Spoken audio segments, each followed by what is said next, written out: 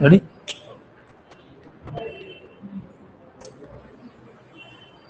નમસ્કાર વિદ્યાર્થી મિત્રો, ઓડિયો વિડીયો ક્લિયર આવે છે? જોઈ લેજો.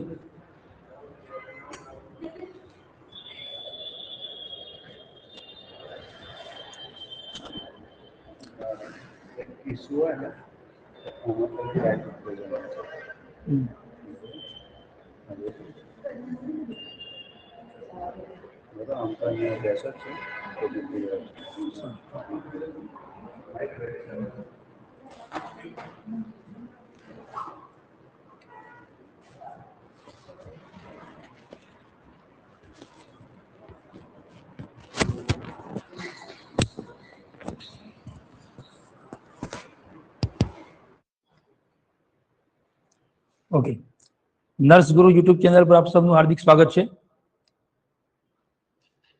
આજનો આપણો ટોપિક છે ગુજરાતી વ્યાકરણ, જેમાં આપણે છંદનો અભ્યાસ કરીશું. Okay, let's start.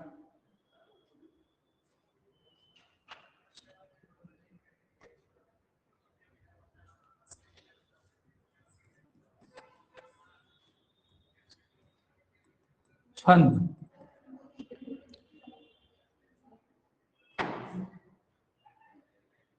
ગુજરાતી વ્યાકરણની અંદર કાવ્ય રચનામાં મધુરતા લાવવા માટે, તાલ લયની ગોઠવણી માટે છંદનો ઉપયોગ થતો હોય છે. છંદને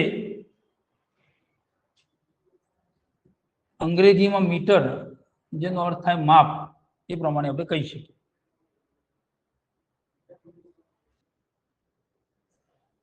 ઓકે, શરૂઆત કરીશું આપણે છંદના પ્રકાર.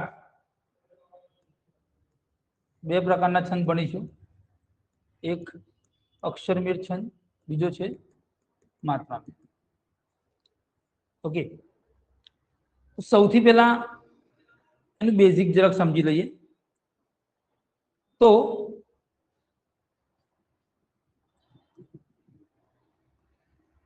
અક્ષરમેળ છંદની અંદર અક્ષરની સંખ્યા પર આધારિત હોય છે. ઓકે, હવે અક્ષર એટલે કે વર્ણ. વર્ણ જે છે એ બે પ્રકારનો હોય, એક લઘુ અને બીજું ગુરુ, જેને આપણે કહીશું રસ્વ અને દીર્ઘ અક્ષર. રસ્વ અક્ષર, દીર્ઘ અક્ષર.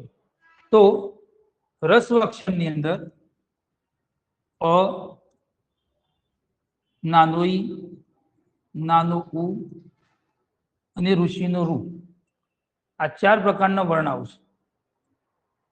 કોઈ પણ વર્ણ હોય જેના પાછળ કોઈ પણ પ્રકારનો કાનો માત્ર ના લાગેલો હોય તો એ રસ્વ અક્ષર આવે. બીજું નાનો ઈ, એટલે એને કહેવાય રસ્વ ઈ, જેને આ પ્રકારની નિશાનીથી દર્શાવવામાં આવે છે, રસ્વ ઈ. નાનો ઉ એટલે કે રસ્વ ઉ, જેને અક્ષરના નીચે દર્શાવવામાં, ઉદાહરણ તરીકે ક હોય તો કના નીચે નાનો રસ્વ કુ, અને ઋષિનો રૂ. આ ચાર પ્રકારના અક્ષરો જે છે એ હ્રસ્વ અક્ષર કહેવાય. હ્રસ્વ અક્ષરને દર્શાવવા માટે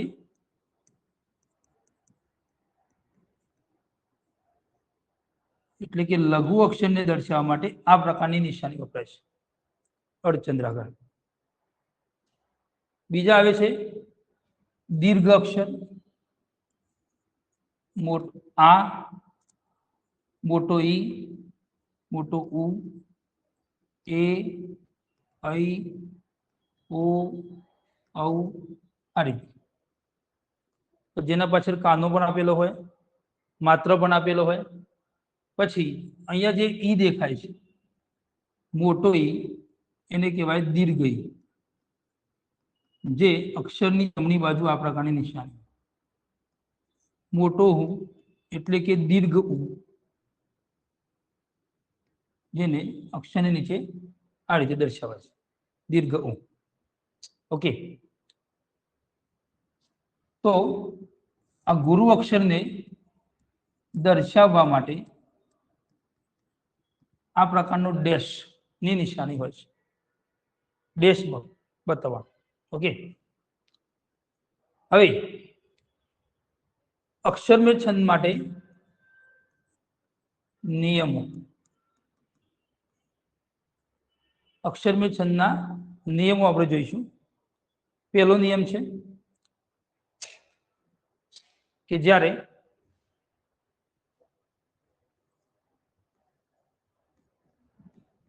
જોડાક્ષરની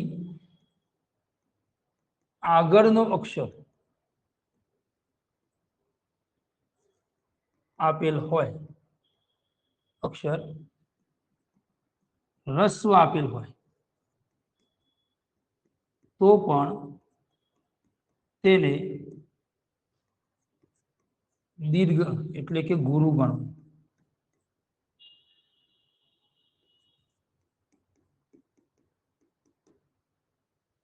જોડાક્ષરની આગળનો લઘુ અક્ષર આપેલો હોય, રસ્વ આપેલો હોય, તો પણ એને ગુરુ ગણવાનું. તો પેલા મગજનો પ્રશ્ન થાય કે આ જોડાક્ષર શું છે? તો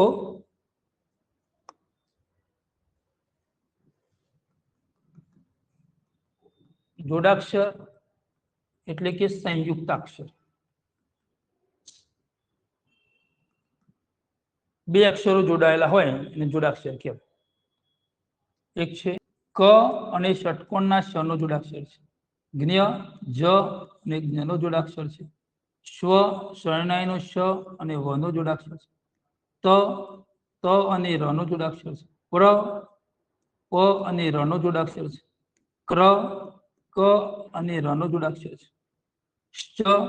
શ અને ચ નો જોડાક્ષર છે, દ્ર દ અને ર નો જોડાક્ષર છે, દ્વ દ અને વ નો જોડાક્ષર છે, દ અને ધ નો જોડાક્ષર છે, ધ આપેલો હોય તો ધ અને ધ નો જોડાક્ષર છે, દ્મ તો દ અને મ નો જોડાક્ષર છે.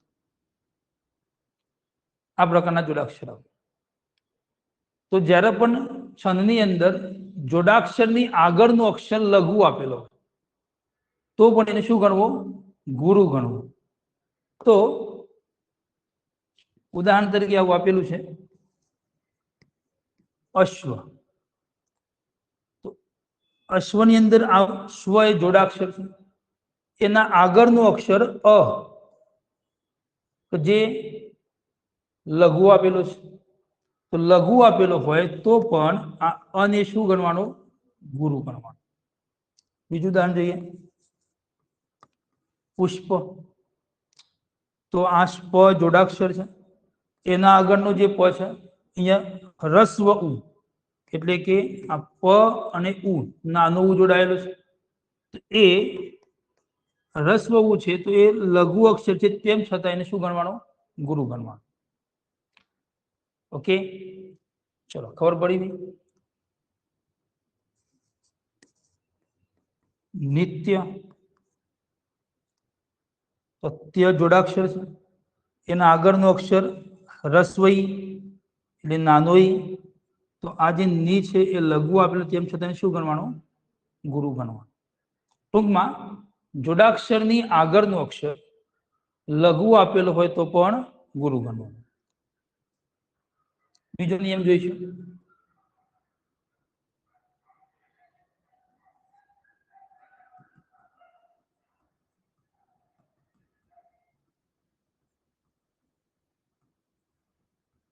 અનુસ્વાર વાળો અક્ષર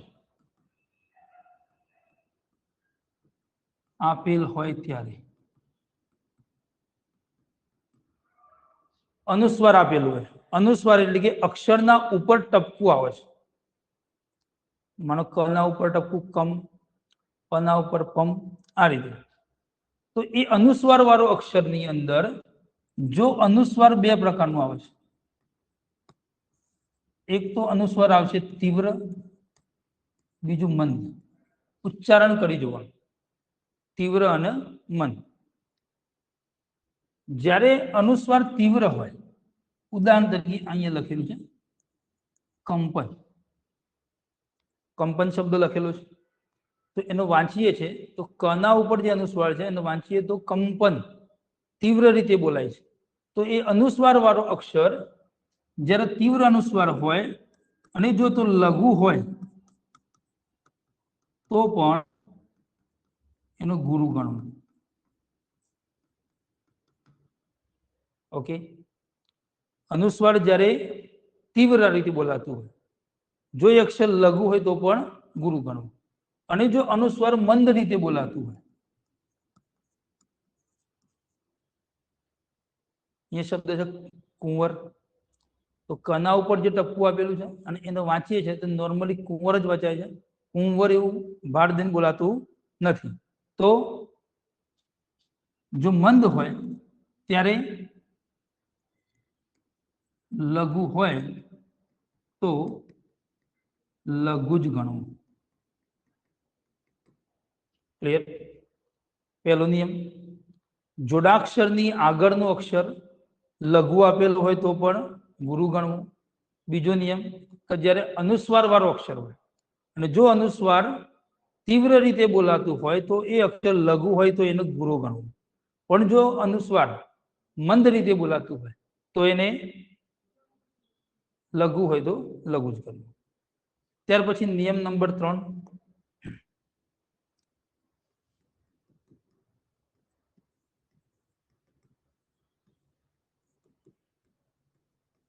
વિસર્ગ વાળો અક્ષર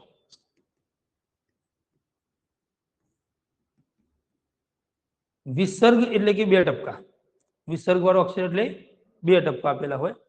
વિસર્ગ વાળો અક્ષર લઘુ હોય તો પણ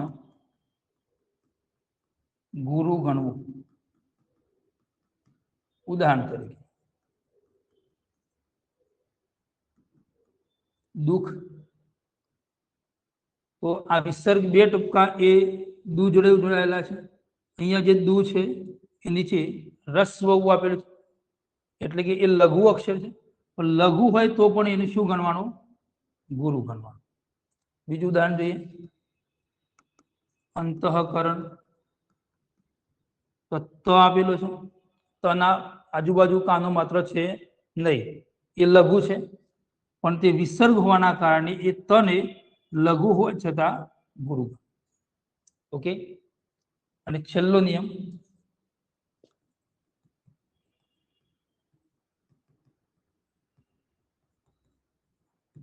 પંક્તિના છેલ્લે એટલે કે અંતિમ અક્ષરને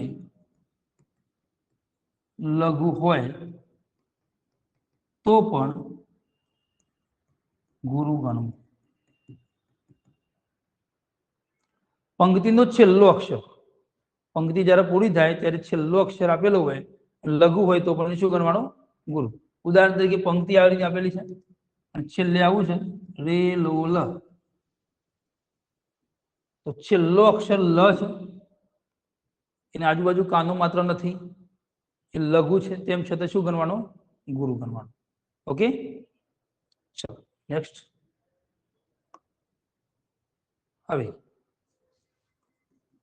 જોઈશું ગણ રચના. એટલે તો ગણ કોને કહેવાય એની આઈડિયા? ગણ એટલે કે ત્રણ અક્ષર ભેગા થાય એટલે ગણ બનાવવાનું. ત્રણ અક્ષર એટલે ગણ. હવે આમાં ગણ રચના બનાવવા માટે એક સૂત્ર છે. સૂત્ર આવું છે, ય મા તા રા જ બા ન સ લ ગા. યમા તારા જ બાન સલગા, જેનો કોઈ અર્થ છે નહીં. બનાવવા માટે ત્રણ અક્ષર જોઈએ. જે આપેલો હોય એના પછીના બે અક્ષર લેવાના. તો પેલો ય આપેલો છે, તો ય પછી બીજા બે અક્ષર કયા વધ્યા? ય માતા. તો આ જે ગણ છે એ ય ગણ કહેવાય, પહેલો અક્ષર. બીજો મા એટલે કે મ ગણ, તો મા પછી મા તારા, એ જ રીતે ત ગણ માટે તારાજ, ર ગણ માટે રાજભા, જ ગણ માટે જભાન, ભ ગણ માટે ભાનસ, ન ગણ માટે આગળના બે અક્ષર ન સલ, સ ગણ માટે સલ ગા. હવે અહીંયા લ થી આગળ જઈએ તો લ થી આગળ બે અક્ષર નથી, પણ અહીંયા લખી શકીએ લગા અને ગા. આ બે ગણ કહી શકાય નહીં, કારણ કે ત્રણ અક્ષર થતા નથી. ત્રણ અક્ષર હોય તો આપણે એને ગણ કહી શકીએ. હવે અહીંયા આ જે અક્ષરો લખ્યા છે એના માટે લઘુ ગુરુની નિશાની આપણે કરવાની. તો લઘુની નિશાની છે આ રીતની, અને ગુરુની નિશાની ડેશ. ઓકે, તો યમાતા માટે ય કયો અક્ષર આવશે?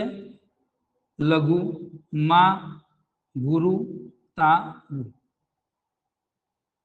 એવો અક્ષર કે જેના પાસે કાનો માત્ર ન હોય એટલે લઘુ હોય.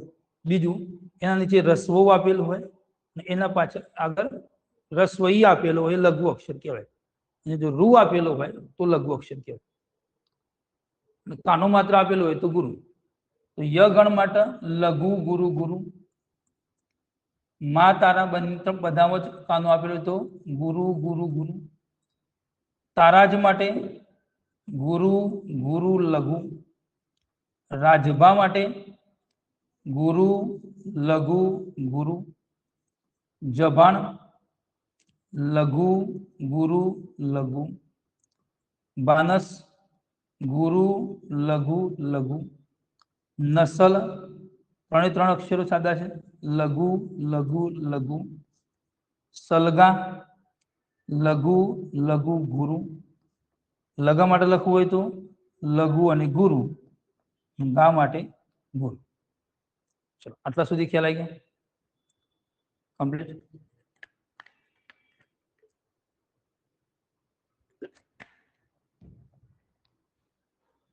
હવે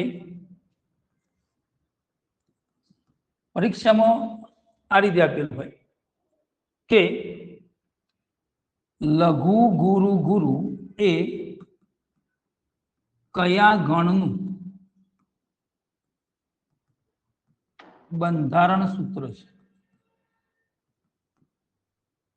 ઓપ્શન હોય ય ગણ, બી મ ગણ, સી સ ગણ, ડી ર ગણ.